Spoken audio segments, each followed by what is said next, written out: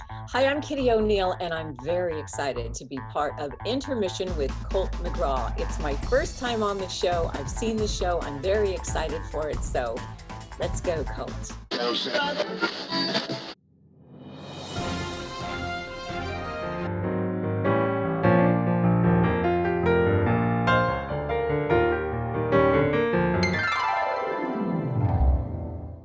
Is that a cat back there? Probably. You have a few, huh? I have a few. They may or may not wander in, but that's how they are. Thank you so much for accepting my invite to join me for this interview. Sure, absolutely. How Yeah. often do you do interviews? Because I know that you give them often. I do interviews several times a day, but I'm usually on the other side asking the questions. To go through kind of the beginning of your life to get a sense of where you come from, and because I really am not sure.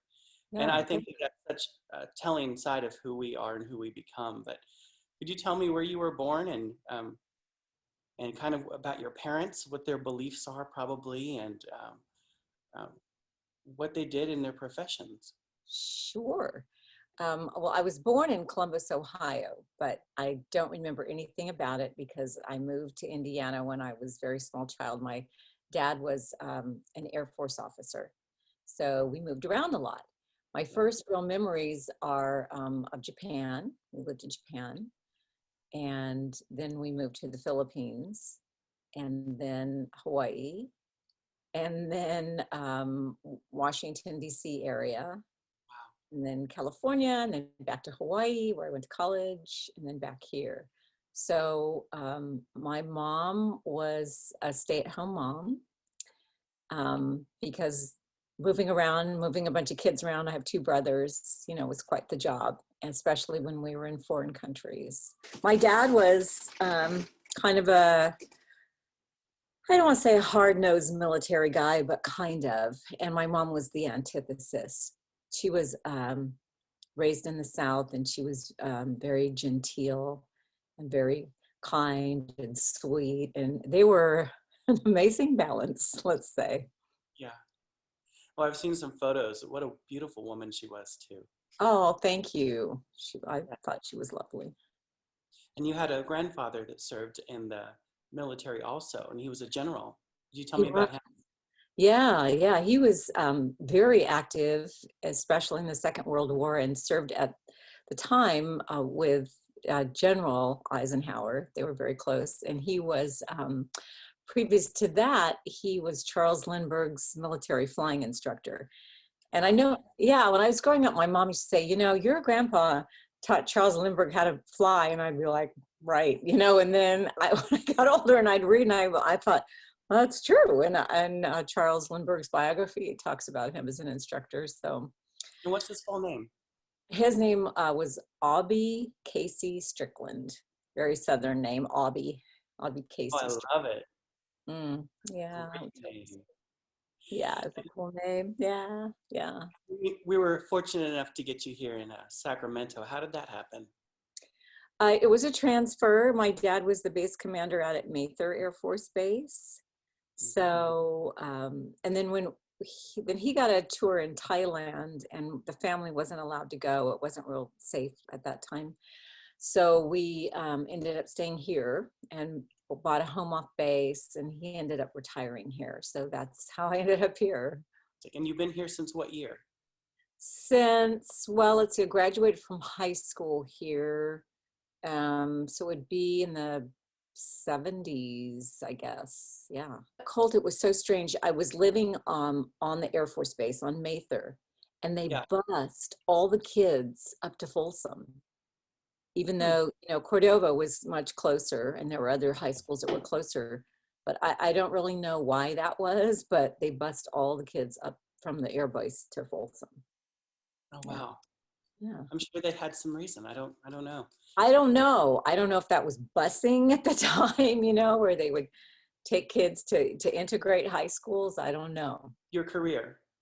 Been with the station, it's been my whole life, 35 years. Yeah. Wow. So, I work with people that weren't born when I worked there, Right. It's so crazy. And I was like the youngest one when I worked there. So anyway, Does it give you a sense of comfort in some way, some sort of a confidence that you just know it so well? yeah. Have you found some special comfort in what you do? Yes, I think that is part of it. And I also, as I am talking to you about it, I'm thinking, I moved around so much as a child. I mean, I never had roots.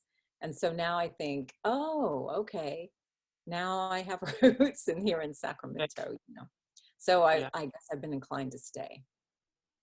And you planted your roots a little deeper with this chef of a husband that you've married. Could you Sure. brag on him for a little bit for me? Sure thing. We met a band. We were playing together in a band. He was a guitar Yeah. player and I was the singer. Yeah. And he always had an incredible interest in cooking. We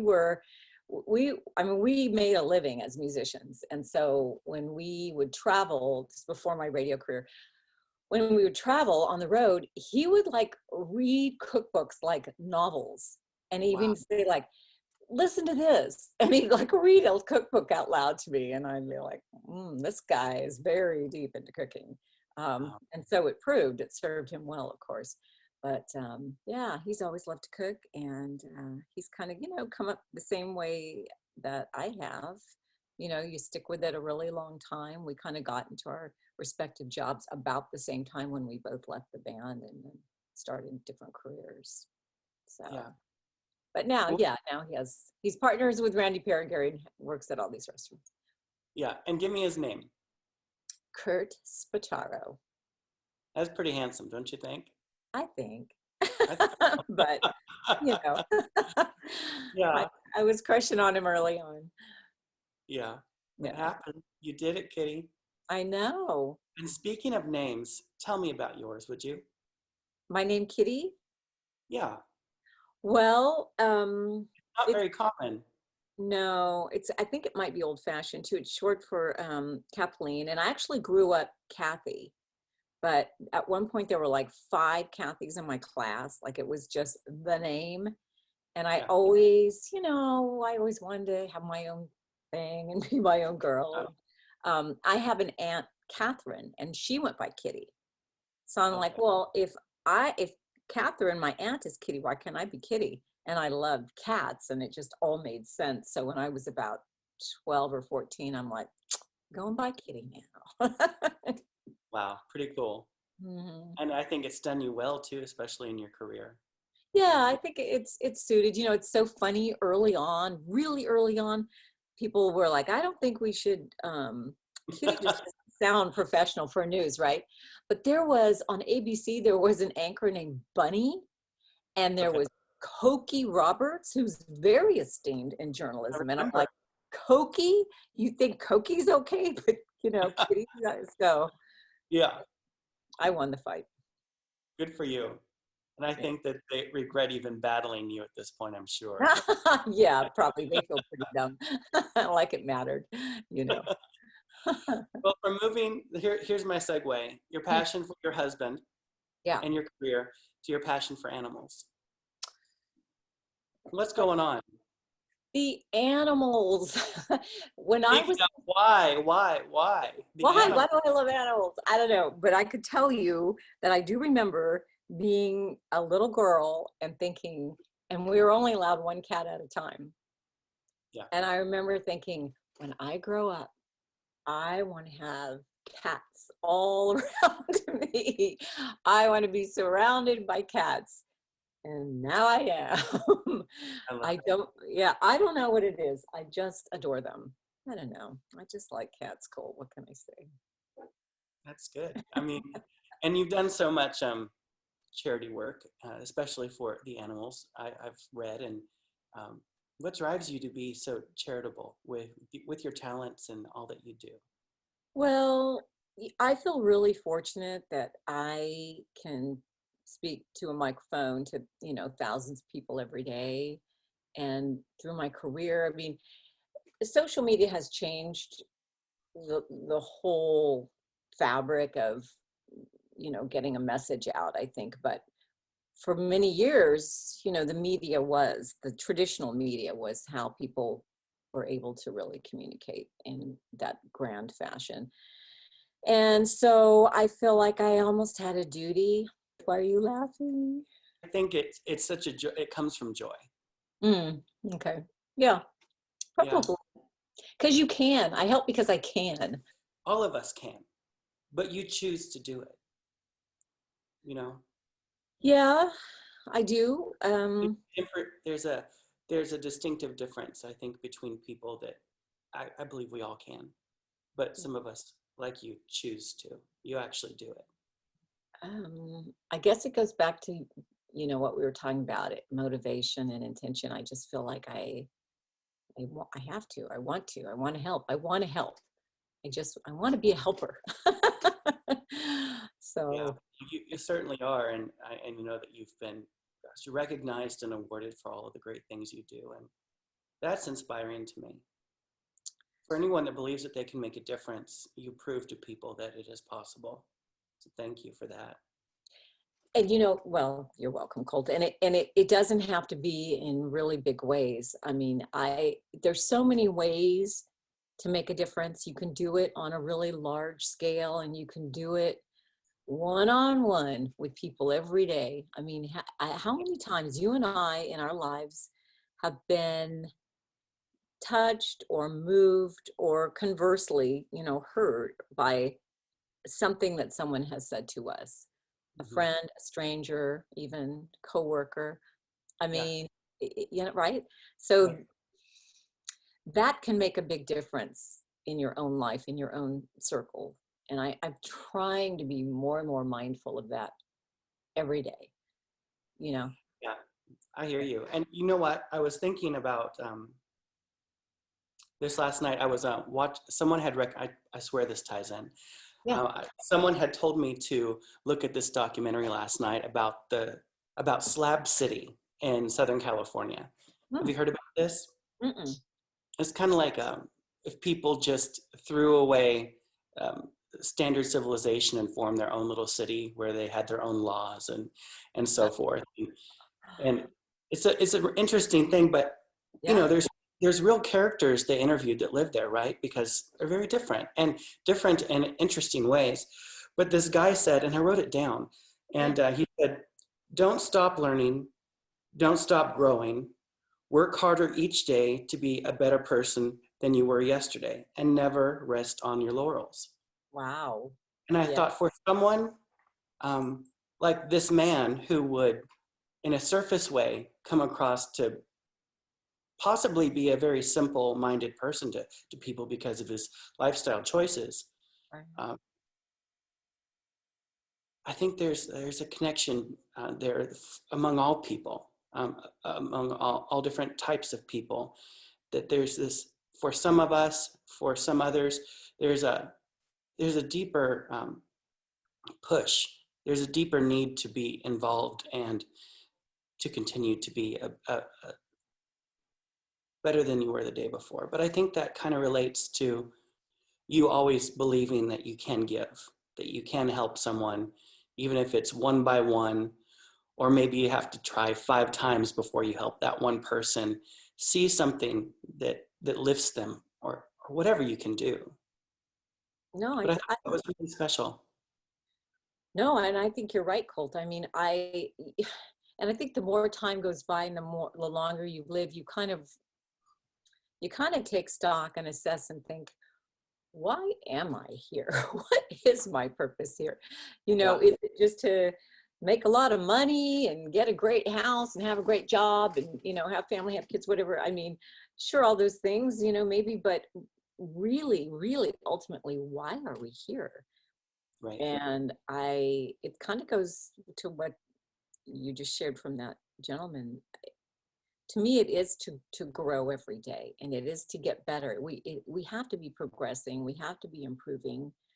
And people will do that at their own pace, and sometimes there are people that need a lot of assistance in that.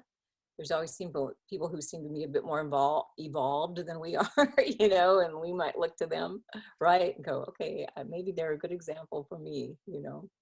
Yeah, well, you're a good example for so many people.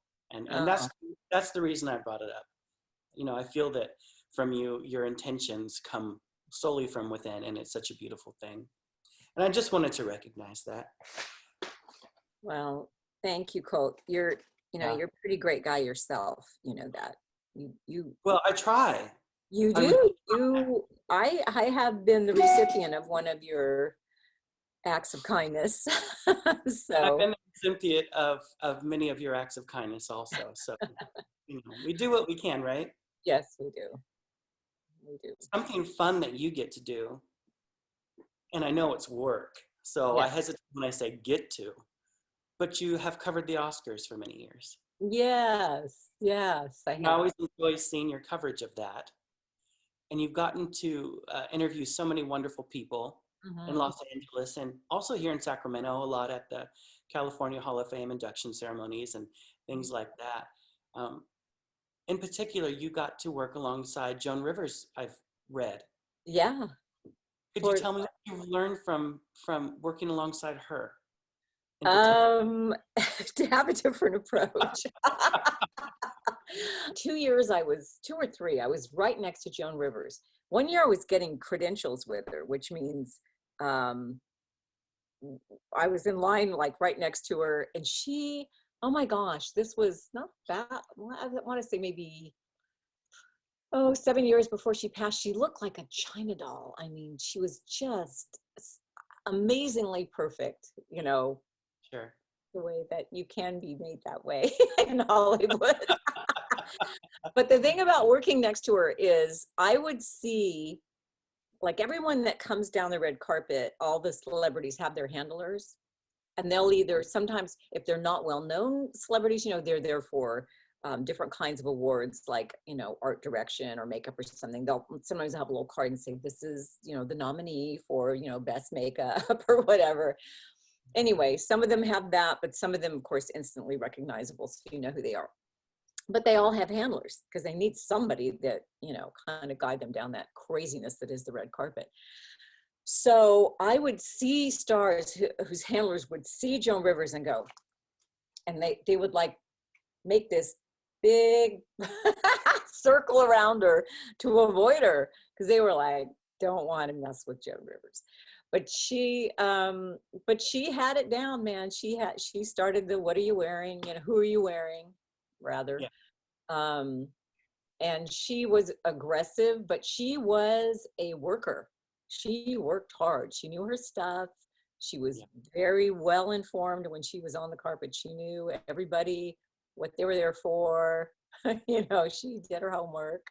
Yeah. Um, yeah. Can we do a couple little rapid fire things here where I mentioned some people that you've interviewed and you just give me your first memory of them? Oh, okay.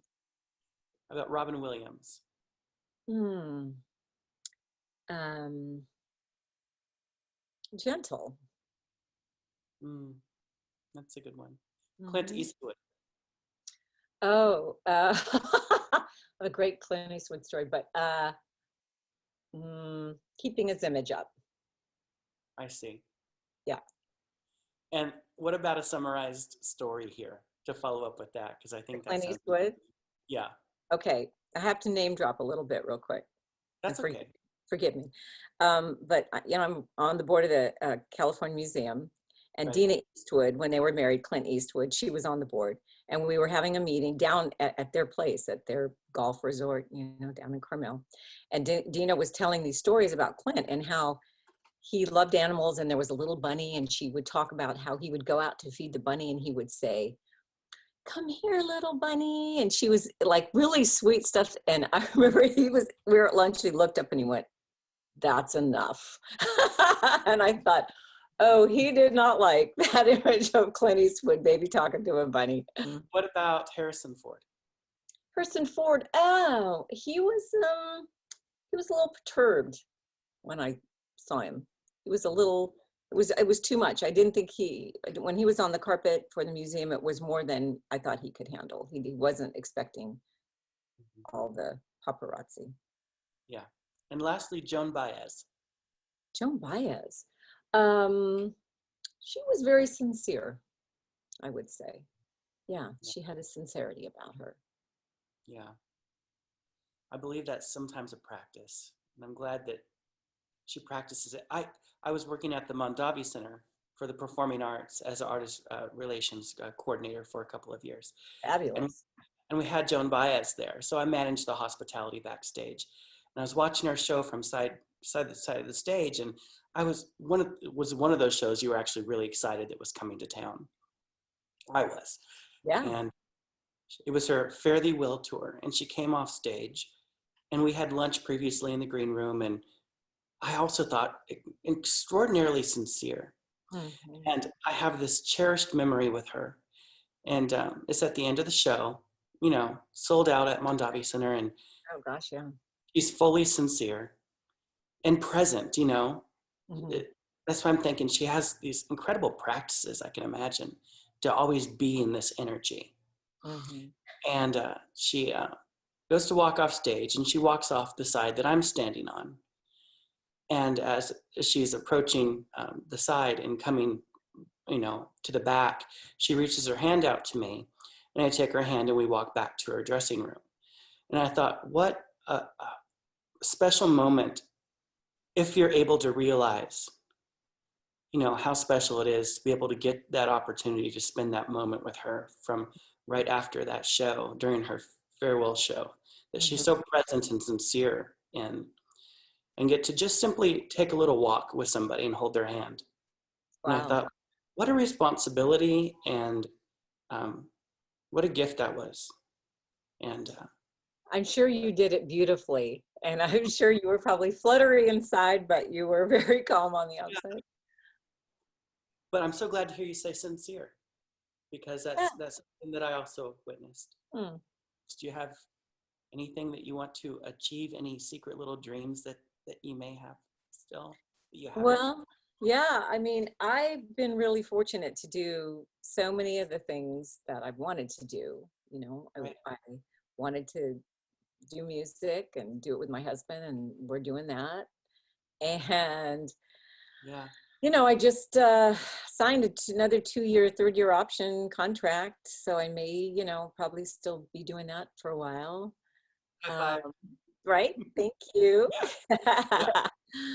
Yeah. I'd love to travel again. I love traveling, because it's how I grew up. And so, as much as I love being in one place, I do like to get out and see the world. So, the whole pandemic, has been so restrictive, and I can't complain because I haven't, lost anyone super close to me. So, Right. um, and people have. So, saying, oh, I can't travel, seems trivial to some, but it would just will be nice, when we can get out and do things like that again. But yeah, I look forward to doing that, and What have you just found to do during this quarantine that maybe has become a gift instead of a burden? Have yeah. you found new opportunities? Well, Colt, because I'm one of those people that have worked every single day since the pandemic, since March. I mean, I go in every day and have been since March. Mhm. So and I've actually had to work more than I did before. So I haven't had the abundance of free time like a lot of my friends. I'm so jealous, like, oh, I cleaned out my closets and I, redid this and that. I haven't had a lot of time to do that kind of stuff. Uh, Uh-huh. but I have, I feel like things have loosened up a little bit in terms of people relating to each other in my world anyway. um, I Mm. just feel like people, I think we're all, it's like that, we're all experiencing this. And I'd like to say there's a little bit more measure of patience with each other. I feel like Mm. I've seen that. Yeah. Um, We'll put it out there anyway. yeah. Yeah. And everybody's having different levels of comfort and discomfort with this. You just don't know. Kind of learned that too. You know what? I think I have learned to be more patient with people because there's some people who are very, very afraid during this pandemic. And, there are those who are not. And you know, everybody has a different reaction, it seems, and different gradations of that reaction. So I'm just trying to be more patient with people and understand where they're coming from. Any last thoughts before we finish up here? Well, you've been amazing. Let me just say that. And thank you Oh, for all that you've contributed artistically to our Sacramento community. You're thank a you. wonderful asset that we have here. Love that about you. That. You know, it's something that someone said to me once, and I even put it, I think, on my Facebook page, you know, when they want, what's your one big quote? Because it's so meaningful to me. And it came from a guy that he's not with us anymore, but he was just one of the best human beings that I've ever met. I felt like, you know, super unselfish and just always thinking of others, and just really just a super amazingly good person. And I remember one day he said to me, you know, he said, you see people out and they're all hearty and healthy, and, you know, they put on a good front of success. And he said, but you just don't know what they're going through, really, in terms of pain or battle. And he said, so kindness is always in order, is what he said to me. And I've thought about that since, and I try. I try to remember that in so many cases. We're all tested, right?